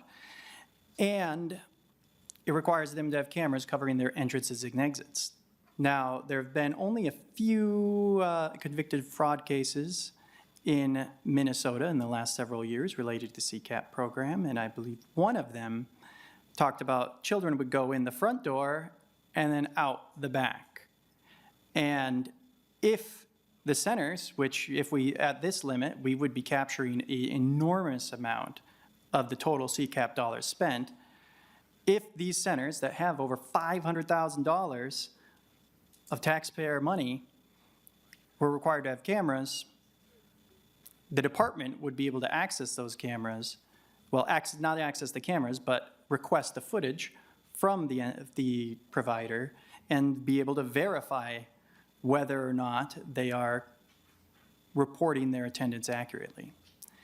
It's a cost-effective way of ensuring the integrity of the system because we want the people who actually need the assistance to get the assistance. And I mean, $1 of fraud is too many, but certainly what we've seen in other programs is the number is enormous.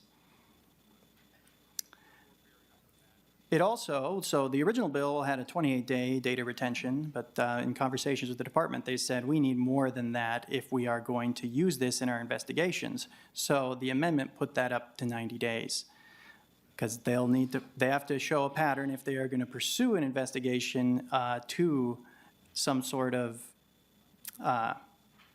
action. They need that evidence. And it also, if they cannot provide the footage that they are retaining, that can be used as evidence that they did not care for children in that time, so that there can be no funny business in these situations. And lastly, it restores the penalty of perjury when submitting false attendance records, or records in general. Now, this used to be how things were done prior to 2013. So this is merely reinstating what has been done in the past, and it addresses one of the biggest concerns is it's very difficult. We have vulnerabilities. The Office of Legislative Auditor and others have pointed out vulnerabilities, but trying to bring it into an area where we can actually have a conviction or some sort of rooting out of fraud is incredibly difficult, and they don't really have the tools to do so. So these things as a whole are a relatively balanced approach. It's nothing radical. Most of this has been heard before, but it's a very cost-effective, efficient way to take seriously the concerns of fraud, because we want these systems to go to those who need it. We know tough economic times are ahead, and this is a way that we can efficiently target the highest dollar amounts for extra integrity measures so that people can receive the assistance who actually need it, and Minnesotans as a whole can have confidence in their public assistance systems. So with that, I will stand for questions. Okay, I think before we go to testimony, Chair Katiza-Wattoon has a question. Thank you, Chair Nelson. And Chair West, you just said that this was very similar to how things were done prior to 2013. And I missed what part of the bill you were talking about, and I'm hoping that you can just clarify, because of course that was before either of us were in the legislature, and just want to make sure that I'm understanding properly. Chair West. Thank you, Mr. Chair. Thank you, Chair Katiza-Wattoon, for the question. Referring only to the perjury section, on just that. Okay. All right, Chair Katiza-Wattoon. Thank you, Chair Nelson. That was just a quick point of clarification. We're going to allow the chair to move on with his bill presentation and testifiers. Okay. I think we'll get at questions in a little bit. Right now, we are running on kind of a limited time, so we do have some public testimony. I know that these folks have traveled to get here, taken off time, so we are going to get to that. And if you could, please keep your comments brief. We are running low on time, and I know that you did take time out of your day to come here. So with that, we will go to Courtney Greiner. And then after that, Maria Schneider, if you could kind of maybe make your way up to the testifying table. So Ms. Greiner, if you would please introduce yourself for the record and then proceed to testimony. Absolutely. My name is Courtney Greiner. I own a licensed childcare center serving 90 children and 30 employees, which allows hundreds of people in our community to go to work every day. I work with all of these amazing providers in the crowd and many more that can't be here today. I was also here last year during the same, not the same bill, but similar bill, and continue to show up desperately trying to help you understand that the impossible margins and unfunded mandates are killing us. This isn't a dog and pony show to me. This is my life. This is my work. This is my career, and this is my dream. And instead of doing that work, here I am again, defending myself and other providers in this room against unwarranted attacks and expensive mandates. I also went to DC last week.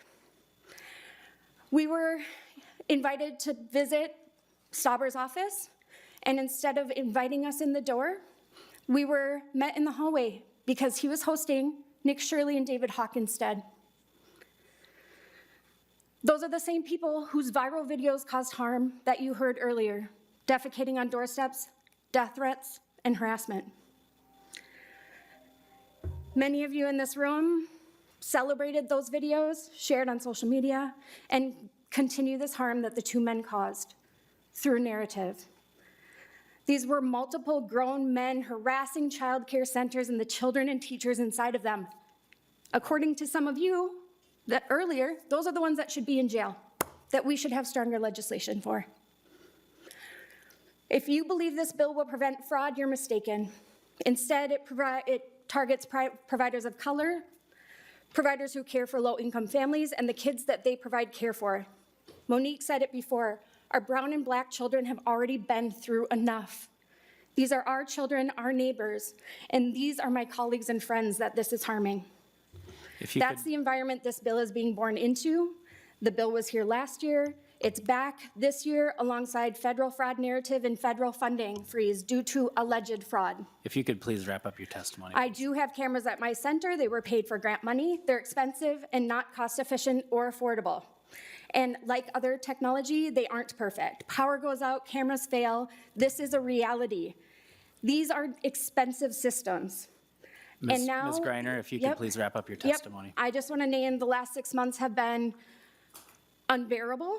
And if you want to protect children, invest in us, the people who have dedicated our lives to caring for them. Give us the resources they need to ensure every child is safe and cared for. This isn't it. Thank you. Okay, Ms. Snyder. Snyder. Snyder. When the federal government threatened to cut off child care assistance for 23,000 children in December, I feared that it was part of a larger strategy to discredit child care providers and ultimately cut funding for child care assistance, which truly helps thousands of Minnesota families. I saw this happen in 2018, almost like the same narrative on repeat, and I see it coming to reality now with this bill. A fear-based narrative around fraud is being used to override children's rights, compromise their confidentiality, and create new pathways to criminalize child care providers like me. I want to put some of the numbers in context. $500,000 of child care assistance that's a lot of money, right? It's about 20 preschoolers, so that's one classroom. I heard a comment from Representative West that it's pretty cost effective. It might be cost effective for the state, but it wouldn't be very cost effective for me, a small business owner. I would have to pay out of pocket for those cameras, and it's pretty expensive. The last estimate I got was about $12,000 for cameras. This requires video monitoring without providing funding or support. Camera systems, we're not IT departments, we're educators. The bill also states that if footage cannot be produced for a period of time, it will be treated as evidence that 0 children were cared for. Technology fails, systems glitch, humans make mistakes, and to treat that as proof of fraud is unreasonable and overly punitive. We don't impose this level of government surveillance on dentists or nursing homes or other licensed service providers, regardless of what people are saying on YouTube. The truth is that childcare is one of the most heavily regulated industries in our state, and this bill will ultimately reduce the number of providers that are willing to accept childcare assistance, which is a number that's already shrinking due to many of the factors you've heard about today. It will deter families from accessing childcare assistance because they don't want their 6-week-olds surveilled by the government, and deter families in general from enrolling in programs that accept CCAP because even their kids would also be on these government surveillance cameras. Ms. Snyder, if you could please wrap up your testimony. If we care about preventing fraud, I really hope that we will invest in training, collaboration, family affordability, and living wages for teachers, not surveillance and punishment. Thank you for your time. Monique, please. Again, my name is Monique Stuman. I'm here today because, no disrespect, but the people that are writing these bills are not the ones up at 6 a.m. opening doors, feeding our children, comforting toddlers, and holding this system together. We are the ones holding this system together, and we want to be at the table. I just recently got awarded guardianship of the child that I've been caring for the last 9 months. He was in my infant program. He was in my toddler program, and his grandmother saw fit when she passed away for me to care for him. We are not criminals. The great majority, I can't stop saying that. And I feel like that's how you guys treat us. And it is unfair. Again, Senator West, I was at that round table and I felt your pain. And I felt your rage to the point where I was shaken to my core with your response. And you came to me and apologized afterwards. And I took that to heart. And I took that you were going to listen. And I took that you were going to understand what we needed as well. I have cameras as well, and I have had to turn them off and turn them back on a number of times in the last 3 years because I can't afford them. I got a child, foster child, that I'm caring for, not getting enough money for. But I'm doing it because this is what I choose to do. But for you all to belittle what we're doing or undervalue us or disrespect us, because that's what it feels like, Senator McDonald. That's what it feels like. That's what it feels like, Senator Olson. That's what it feels like. Monique, It if you feels could- like y'all are dishonoring us, disvaluing us. If you could please wrap up your testimony. So I'm saying, don't put any more pressure on us. The people that are committing these frauds, hold them accountable. But don't make all of us pay for it. Don't make all of us suffer. Because a great majority of us, we kept your kids during COVID. We stayed open. That appreciation that you gave us then, give it to us now. Give it to us now. I beg of you, don't put any more burdens on us. The people that are doing this, then yes, put that on them, but not us that are doing this out of what we love to do. And so again, I keep asking you all, stop making us feel like we are criminals because we are not. Next, we have Claire Sanford on the list.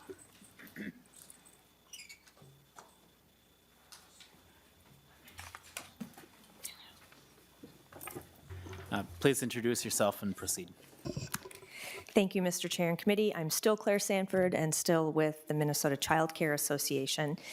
I would like to talk about one overarching concern in this bill. It seems that we keep, and we've talked about this, the committee has talked about this today, mixing financial fraud and program integrity with licensing and safety issues, and they are, two different things. Financial fraud is a crime, obviously, and a disgusting one, and it is different from regulatory citations. A provider can have a perfect licensing record and still be intentionally bilking the state. A provider can have a horrendous licensing record and have perfect and ethical accounting. They are not the same thing. I'd like to speak to the program integrity portions of this bill. MCCA has no issue with truly unannounced licensing visits. Let's do it. Electronic attendance records, we've supported that. It's to be implemented later this year. We have no issue with additional scrutiny for programs receiving public funding and look forward to continuing to work through issues in this bill to get it to a place that could work for providers.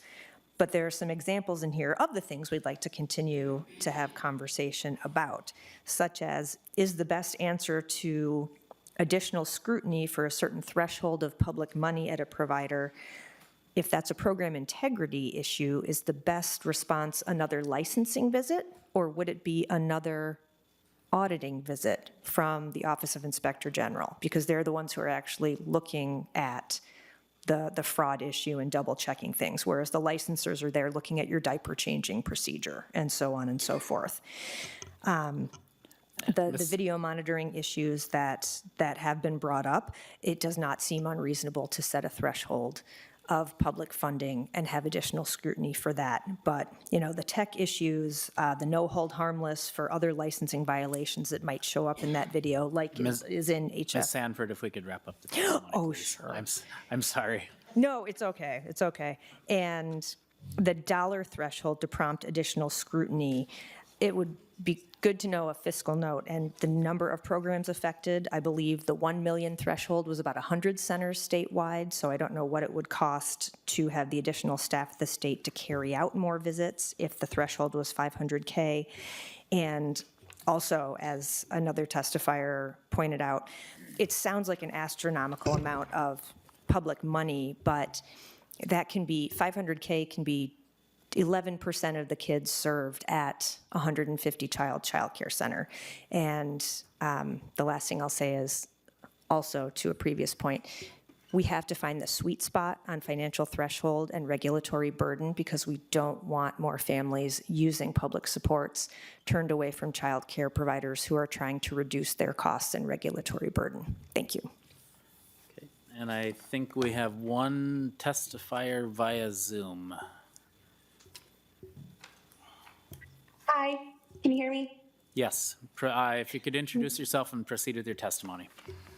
Thank you. My name is Amanda Ashton, and as a parent of young children, my family relies on childcare every single day. I've seen firsthand the love, care, and dedication that our early educators pour into my kids. I'm here in strong opposition to this bill. First, this bill unfairly targets children whose families rely on CCAP, families who are disproportionately low income, and families of color. Singling out centers serving these children for heightened surveillance sends a troubling message that these families deserve less trust and more scrutiny. That is plainly discrimination. Second, CCAP providers already operate under extensive compliance requirements. Mandating cameras come with installation costs, data storage requirements, maintenance, and important privacy management, which creates yet another unfunded burden for providers already stretched to the limit. Perhaps most critically, using cameras as anti-fraud is fundamentally inappropriate when we are talking about young children. Requiring centers to record and store video footage of children introduces serious privacy and security risks. The risk that that footage of young children could be accessed or weaponized is not hypothetical. It's real, and it is unacceptable. All children deserve safe, nurturing environments built on trust, not invasive state surveillance imposed on families simply because they need assistance. Installing cameras as a symbolic solution to a minimal problem does not strengthen childcare. It undermines it. This is not an appropriate recommendation. I urge you all to reject this bill and instead focus on policies that truly strengthen childcare and protect children. By this, I mean sustainable funding that makes childcare more affordable for families, higher livable wages for our highly trained early educators, which creates professionalism and stability for our teachers. Thank you for your time and consideration. Thank you for your testimony. Is there any other public testimony? Okay, hearing none. I think it was Rep. Hansen, Representative, Co-Vice Chair Hansen has a question. Thank you, Chair Nelson. It's good to be today. I offer the DE, I'd like to move the DE1 amendment, please. We have the DE1 before us. Representative Hansen moves the DE1. And let's see. Yeah, go ahead and speak to your amendment. Thank you, Chair. This is an amendment we've seen before. I'll be quick given the time. I'm hoping that we can lay this on the table and continue this conversation hopefully another day and not try to rush through it. I do think this is a really important conversation that we need to be having. As I've talked about before, I'm not opposed to cameras in daycares. That's not my position. But I do think it's important that we talk about how we don't cut corners in public policy that involves the safety of our children, particularly in the era where they are facing the assaults of child sexual abusers more than ever before on the internet. And so their images are susceptible to this. We know the images of children and toddlers are among the most sought after images by pedophiles and predators who seek to create AI child porn, and that is driving up a lot of other issues that I could go on and on and on about. So for the sake of time, my DE1 puts the cart behind the horse and the horse in front of the cart, as it should be. So before we continue to move too fast, we get some guardrails in place for what surveilling children in childcare looks like. So this is a task force that would be tasked with giving us a recommendation here at the legislature, comprised of cybersecurity experts, members from both bodies of the legislature, parents who've had their children harmed or worse, tragically in a childcare facility, childcare workers from a variety of settings, folks from the department, attorneys who have worked on these cases, and law enforcement who's worked on these cases, and I'm open to any suggestions for others.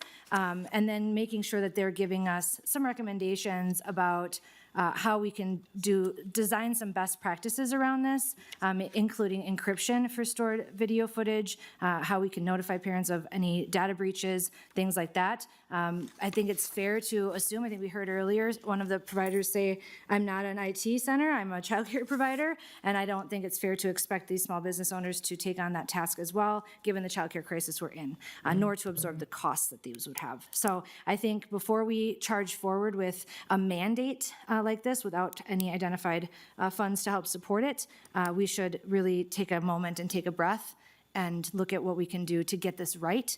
Our children's safety is on the line. If you're not familiar with how prevalent child sexual abuse material is right now, you will be disgusted if you Google it.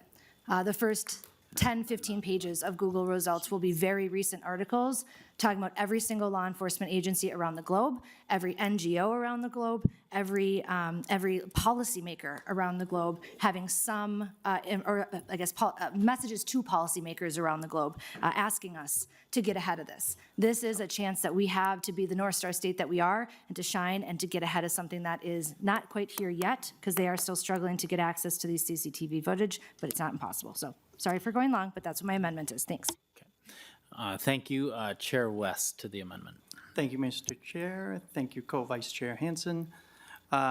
If anybody's talked to me for a little bit, they've heard how much I loathe task forces in general. That is because sometimes they work, but generally, if people don't like the results, changes nothing. In addition, if some creeper wants to have access and film children, there are a number of ways they can do so. This particular bill has cameras at the entrances and exits, which many centers already do have that. And a perp could probably he could sit in a parking lot and film them from afar, which is gross and disgusting, but it's certainly something that can happen, and that would be better footage on their creepy high-def camera than a security camera. So I would urge members not to support this DE amendment. Okay. Thank you, and Chair Nelson, can I respond to that? Vice Chair. Quickly. Thank you, Chair. Just really quick, I understand that task forces aren't always the best way, but we are not experts. None of us are cybersecurity experts. None of us can foresee what's happening. I think I may be one of the only ones on this committee as familiar with the prevalence of child sexual abuse material, and I would love to sit down and tell you everything I know about this because it is so ugly and so awful, and this used to be a bipartisan issue of protecting children from pedophiles and predators like this, and I think it still is. I really do. I do think there is support on both sides of the aisle to get this right, and I don't think that this assigning it to a task force is brushing it off or pushing it down the road. I actually think this is getting ahead of it. And we would all have something to bring back to our districts to say, this is what I did to fight against one of the most dangerous things children face. There will be 3 million babies born this year. 1 million of them will be molested before they turn 18. We have to face this, and we have to talk about how dangerous this is. And this is the committee where these conversations have to happen. This is the Children and Families Committee. This is a danger our children are facing. Please join me in getting this right. We cannot cut corners on this, folks. Please. Thank you. With that, all in favor of the DE1, say aye. Aye. Those opposed? No. I think it's probably tied, so it fails. And to the bill as amended, and referring it to the Judiciary Committee. Chair Nelson, I would like to move that we lay this over so that we can continue to have a more broad conversation. Given the time, I think a lot of my members are wanting to ask more questions, but we're clearly out of time. So unless you guys have magically found more time. I don't know. We did get permission to go over.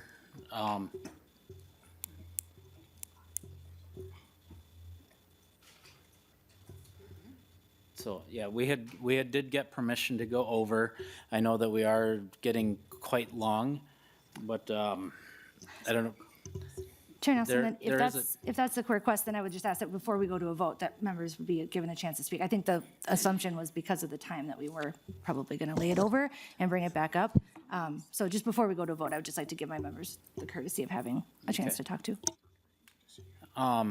So with Chair West, any? Thank you, Mr. Chair. members will, while we've discussed many of these issues already, we are happy to have discussions as we move through the process, but these bills do need to move in order for them to advance. So I would move that we refer the bill to the Judiciary Committee as amended. Quickly, Representative Coulter. Well, first of all, I'd like to request a roll call. I have to say, I understand that we went a little bit longer on the first bill than I think any of us expected, but I object to being pushed along on this bill. This is a big bill. This does serious things, and we need more time to discuss this. So I'm gonna say what I'm gonna say. I'm gonna ask my questions, and I hope I can get to my kids' conference at 6 o'clock. So I want to just sort of start off generally. My understanding is the premise of this bill is that it is an effective way to deter and investigate fraud is to mandate video cameras on private property. Am I getting that correctly? Chair West. Well, yeah. Okay. Representative Coulter. Thank you, Mr. Chair, and thank you, Representative West, for making it clear that, on the record, that we believe that that is an effective way to get at fraud. The reason that I ask this is that on February 9th of this year, less than a month ago, one person who lives in Prior Lake was charged with $350 million of tax fraud, a bigger number that you might remember than the Feeding Our Future issue. $350 million. He also, according to the indictment, advised a group of, quote, sovereign citizens on how they could do the same thing. So you used a term, I was going to ask you this question, but I won't, but you used the term programs a lot. And I think what that betrays, or what the message, I should say, the message that sends, whatever I think your intent may be, is that fraud is not as important if it comes from other sources, if it comes from tax fraud, if it comes from dollars that certain kinds of people use in certain kind of ways. But the questions that I want to ask, so Representative Hansen, I think, alluded to this. We obviously had a big discussion about this last year, about cameras and surveillance of kids. And my understanding was that we are out of time. Chair West, if you could give your closing remarks. Excuse me? Yeah, we have to be done at 5 o'clock. That's what we're. Mr. Chair. Chair West. Thank you, Mr. Chair. You know, I'm not one to jam people. So I think I would move to lay this bill over because I am about the policy, and I hope that members can restrain their outrage and channel that into productive activities and avoid besmirching other members' integrity and focus on the task in front of us. And to that end is how seriously I take policy work, because it drives me nuts to do stupid politics. And that is why I would rather lay the bill over than do any shenanigans. So, Mr. Chair, I don't even know if I can do that because I'm not chairing the committee, actually. But, Okay. Chair. So, with that, House File 3819 is laid over. And members, we are adjourned. Thank you.